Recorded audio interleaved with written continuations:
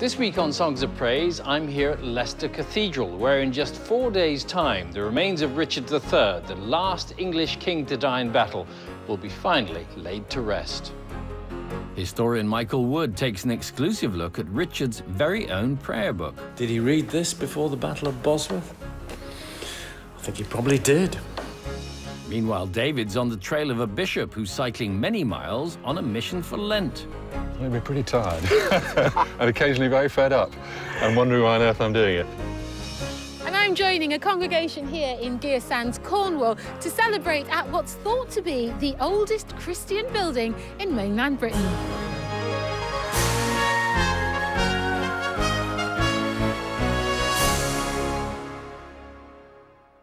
And of course, we've got some wonderful music for you from around the UK, including a special performance from our Radio 2 young choristers. But we start here in Leicester with a hymn which celebrates our unity with God.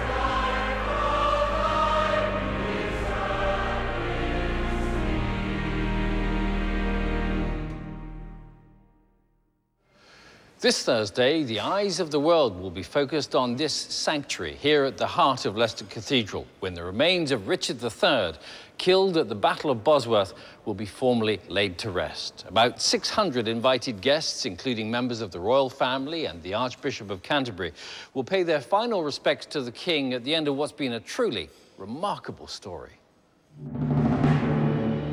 It was the archaeological find of the century.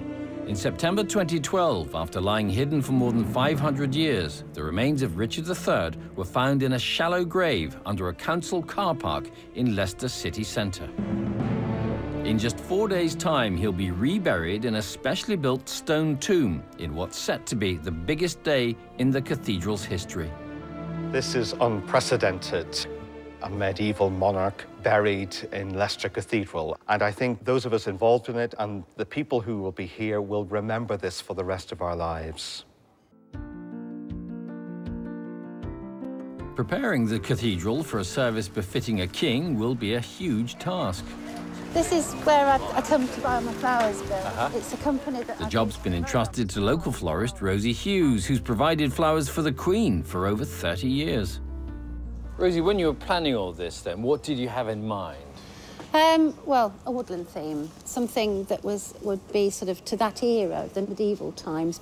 So that's why I've chosen the twisted willow with moss and textures. And so there's a real natural connection with Richard's time? Yes, yes. And do any of these have a religious significance? Well, the lilies do. It's always shown when it's the Annunciation of the Blessed Virgin Mary. And, of course, to go with the purity of Virgin Mary, we've got the lilies. Rosie's been making detailed preparations for this week's events for the past 5 months. Decorating Leicester Cathedral is one of the largest projects she's ever undertaken. I've calculated over 4,000 stems. 4,000 stems? Yes. That's a lot, even for someone as experienced as yourself. It is a challenge.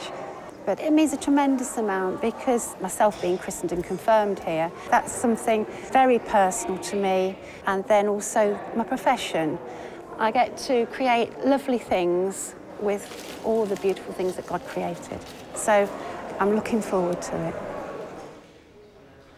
He's the lily of the valley, oh my Lord. He's the lily of the valley, oh my Lord. He's the lily of the valley.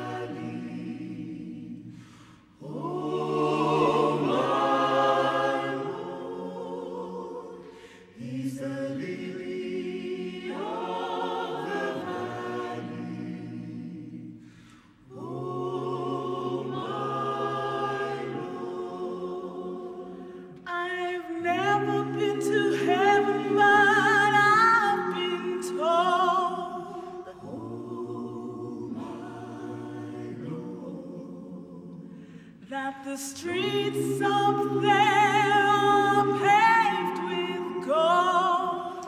Oh, my Lord. These shoes I wear are gospel shoes. Oh, my Lord. And you can wear them if you choose.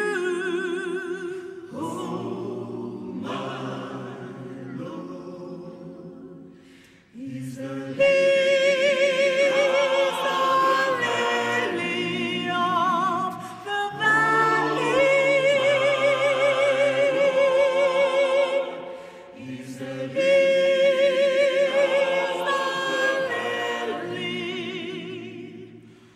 Oh, my Lord.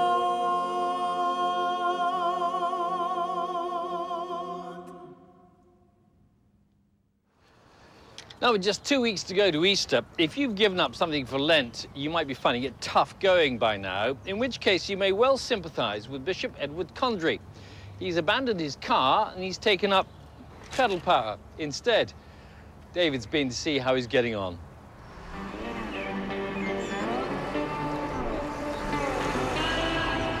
For most people, giving up something for Lent is a personal challenge and a bit of fun.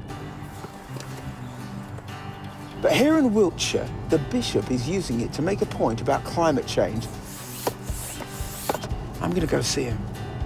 Bishop Edward Condry has stopped using his car. As he's based in a large rural area around Warminster, that means cycling hundreds of miles every week. So to find out what drives him on, I'm going to have to give up driving too. Good morning, Bishop. Hello, and do call me Ed. Oh, thank you. Gosh, you set yourself a huge task, haven't you? I've always puzzled about why giving up chocolate cake had anything to do with the Passion of our Lord. I can never quite make the connection. So I'd rather do something positive for Lent. I drive a couple of thousand miles every month. So with train and bike, I'm trying to substitute. What effect has it had on you, giving up the car? It's made me pretty tired and wet and occasionally very fed up and wondering why on earth I'm doing it. Lots of hills on the way? No, dead flat. Specially chosen for you, so you'll be all right. Thank you. One, I'm ready. 2, 3, go. Ah, brilliant. What a start. So, Ed, is there a spiritual dimension to this at all? Oh, absolutely. Cycling is a form of meditation and contemplation. The revolution of the pedals and the appreciation of the beauty around you. I have this strong idea that we emphasize too much the inner movement of prayer, the closing of our eyes and putting our hands together. And prayer is about connecting with the world. As well as giving up the car, Ed is also shopping locally for Lent. The number of miles that the food takes to get to your plate has a direct impact on climate change as well. So our first destination is the local market. Hello there. Welcome. So I have half a dozen eggs, please. Can I have? I think I'll try some of the lamb curry. That'd be really good. So you can eat Thank the you very country much. market produce and then cycle it off? Yeah. course. Yeah, it's double benefit. And I completely get the supporting local business angle, but ditching the car to save the planet, isn't it a bit tokenistic? I mean, one man, what difference can you make? Oh, of course it's tokenistic. The whole of life is tokenistic in that sense. I'd always rather be on the side of the angels if I possibly can, and we all have to do our one bit to make a difference. You cover a lot of churches, don't you, as a bishop? 261 altogether. I've tried to visit as many of them as possible, and small country churches, many of them, like Upton Scudamore. What do you think of what he's doing? Very brave, I think. And do you feel like what the bishop does connects him more to you as a parishioner? Yes, very much so, because he's not aloof then, and he just joins in. He doesn't bite. Every time I get on the bike, it's like a pilgrimage. And as you walk or cycle along, you're attempting to find meaning in your life. And so it's about connecting with the people around you and the world around you.